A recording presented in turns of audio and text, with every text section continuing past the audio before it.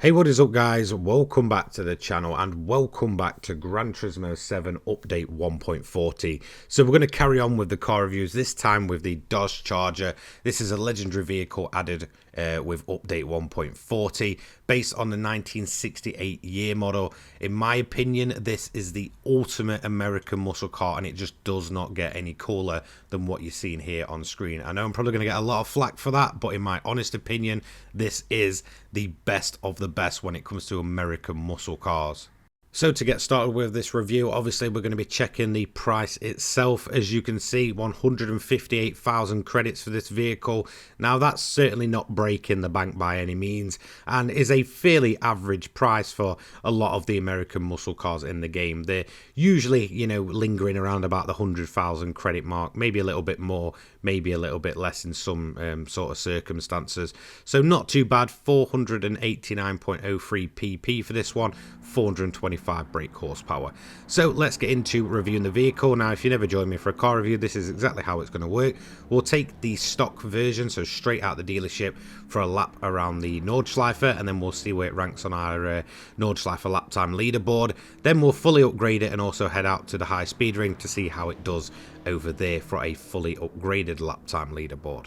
So like I mentioned at the start of the video, in my honest opinion, we have never had a cooler car roll out of the United States of America than the second generation of Dodge Charger.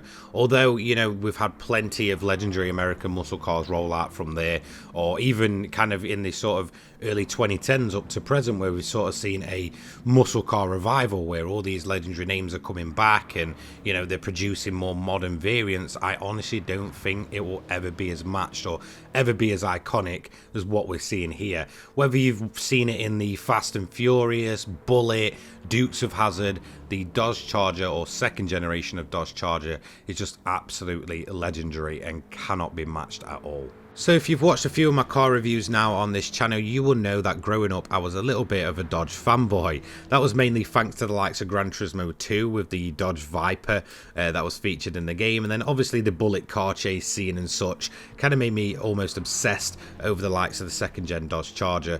So definitely growing up I was a bit of a Dodge fanboy. We never really saw them in the United Kingdom, and they were just seriously cool cars, and getting to kind of relive those childhood memories by driving this thing in GT7 is just absolutely awesome. And I still stick to this day that the coolest American muscle car will always be the second generation of Dodge Charger. For me, it's iconic, it's big, it's bulky, and it represents everything that an American muscle car is all about. It's all about massive horsepower, big bulky engines and big bulky looks. I just think it looks absolutely incredible. But how does it actually feel to drive in Gran Turismo 7?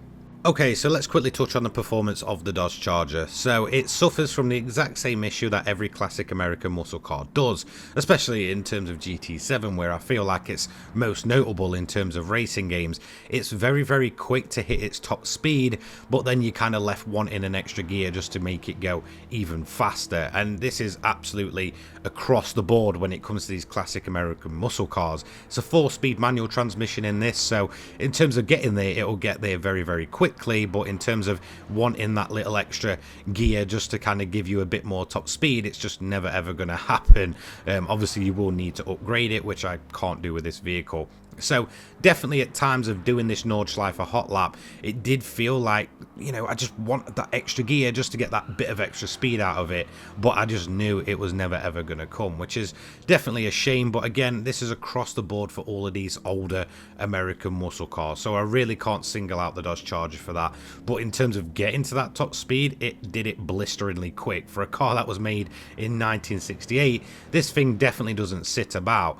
Now the next thing I'm going to talk about is just the size of the thing. It looks absolutely massive, and it definitely is absolutely massive. It feels like a bit of a boat in terms of how much of the track it takes up at any one single time. However, this is now going to bring me to the braking and handling of this vehicle.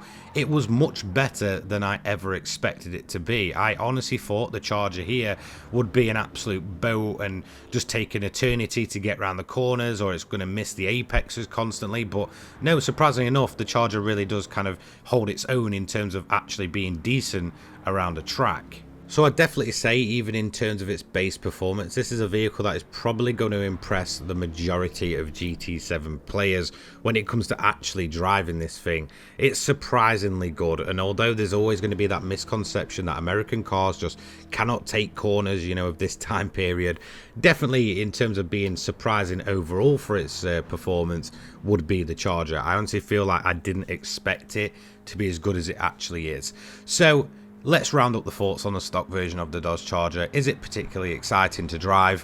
Hit and miss. I honestly think, you know, again, it needs that little extra gear, which obviously will get added on with the fully upgraded version. But in terms of just actually outperforming expectations, the classic Dodge Charger definitely, you know, succeeds in doing that.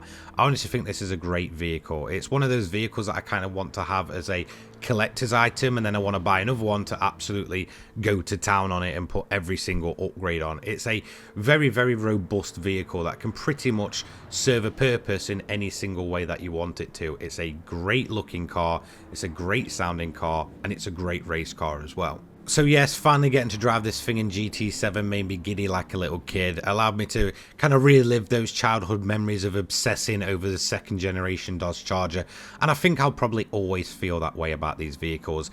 They're seriously cool. So let's have a look at our overall lap time leaderboard. This thing falls in the 500 pp category. As you can see, it's up against the likes of the Impreza WRX04, as well as the Evo 3, the Porsche Carrera GTS, so there's some fairly stiff competition. However, one thing to note, that the Dodge Charger RT426 Hemi from 1968 almost outperformed the Daihatsu Copen RJ Vision Gran Turismo, which was rather quite surprising considering that's a VGT vehicle. So definitely outperformed my expectations, but obviously we're not going to be done there. We're going to go for the fully upgraded version, and this is going to bring me into a little side note at the end about this car, and just to be very much careful about it. So as you can see, we've gone for sort of a period race livery with a bit of extra in-your-face performance. As you can see, massive wide rear tyres. You've got a little bit of a wing there just to help with downforce, so it's not too unequal in terms of running against a bunch of vehicles from the update with some seriously big wings on them. So definitely I kind of aim to get it as more performance based as possible. So we're going to head up and get our high speed ring lap underway, so across the line, and this is instantly going to bring me to the problem of not being able to fine tune these vehicles. The Charger once again will hit those top speeds very, very quickly, but without the fine tuning of the gears, you're going to be topping out at very, very low top speeds, especially in terms of the horsepower this car's putting out. So the car that you're seeing here puts out nearly 1,000 brake horsepower just from being fully upgraded, which is absolutely ridiculous for a car that was made in 1968. So you can really go to town in terms of the performance, but in terms of making it the best fully upgraded version you can get, fully recommend just do a bit of fine tuning, you know, get those gear ratios spot on, and this thing will quite happily sit at over 200 miles per hour. Now obviously I can't do that for these reviews, so I'm topping out around about 150 to 160, which is relatively low, especially at a track like High Speed Ring, where top speed and being fully upgraded is pretty much absolutely everything. However, in terms of the general handling characteristics and overall how the car felt, it was a fantastic lap, and definitely it succeeded in terms of, you know, bringing over that massive performance boost that we're getting from, you know, fully upgrading this vehicle. Surprisingly quick, definitely needs a bit more in terms of fine tuning those gears. So let's have a look at the overall lap time leaderboard for the Dodge Charger. So here we go, 16th place. It's beat the RCR Garage Civics, it's beat the Plymouth XNR, it's beat the Alfa Romeo Giulia, and it sits just under the Tesla Model 3, which is also from this update, but again does have a lot less per overall performance points than that one. So, you know, it could definitely beat that by a long margin, and I think if we got those fine tuning of the gears, this thing will be right up there, probably towards the likes of the Dodge Viper SRT 10. So there we go, that's the second gen Dodge Charger finally reviewed. I absolutely adore this car, and I probably always will. Now this is going to lead me quite quickly on to the General Lee itself. I get it's based on the second generation of Dodge Charger. However, if you are expecting to be doing a General Lee livery for this vehicle, expect your account to receive a 7-day ban. Now the Confederate flag that obviously features on the roof of that vehicle is obviously classed as a controversial flag. Now, I'm not going to go and give my own opinion on it, and I get it kind of sucks because it's an iconic piece of media in terms of the General Lee itself. However, because of the way that the Confederate flag is classed as controversial, then, you know, expect to receive a 7-day ban. So just to be totally on the safe side, just don't go ahead and do it. As soon as that system picks up on the vehicle itself, your account will be banned. Now, sorry to end it on a bit of a down. I just thought I'd do a bit of a, you know, I guess heads up to you guys that might want to be, you know, doing those livery on those vehicles. Just be careful. That's it for today. I'll see you in the next one. Take care, guys. Peace.